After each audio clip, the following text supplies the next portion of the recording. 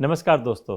ये सच है कि एक लेखक जब कलम उठाता है तो अपने जीवन में वो जो सुख दुख प्रेम छल कपट ममता दया का अनुभव करता है, उन्हीं अनुभवों को वो कागज़ पर उतारता है। यही वजह है कि जब हम कोई किताब पढ़ते हैं तो हमें किसी की ज़िंदगी से सबक लेने का भी मौका मिल जाता है। अलग अलग किरदार और उनकी अलग अलग परिस्थितियों के बहाने हम अपनी ज़िंदगी में मची उथल पुथल का समाधान ढूंढ सकते हैं।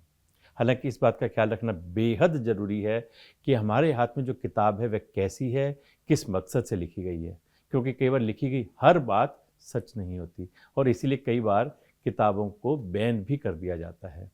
ऐसी ही एक प्रतिबंधित पुस्तक भारत में बैन है, जिसका नाम है अंगारे। इस किताब को अलग अलग कई राइटर्स ने मिलकर लिखा था। इस किताब को सज्जाद जहर, अहमद अली, डॉक्टर राशिद जहां, महमूद उज जफ़र ने मिलकर लिखा था और इसे 1932 में सेल्फ पब्लिकेशन ने पब्लिश किया था। इस किताब में छोटी छोटी 9 कहानियाँ थी और उर्दू में एक नाटक भी था। वर्जीनिया वुल्फ और D.H. लॉरेंस से प्रभावित होकर एक नए लहजे में ये कहानियाँ लिखी गई थी। इस किताब ने उर्दू पाठकों के बीच हलचल मचा दी, जिसके कारण उत्तर भारत के मुसलमान काफ़ी नाराज हुए थे, क्योंकि किताब मुस्लिम समाज के भीतर फैली धार्मिक कट्टरता और कठमुल्लेपन को चुनौती दे रही थी।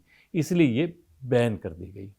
पुलिस ने सभी कापियां बर्बाद कर दी, सिर्फ 5 कापियों को छोड़कर, और उन्हीं 5 कापियों की बदौलत इस पुस्तक में लिखी गई चीज़ें बच सकी।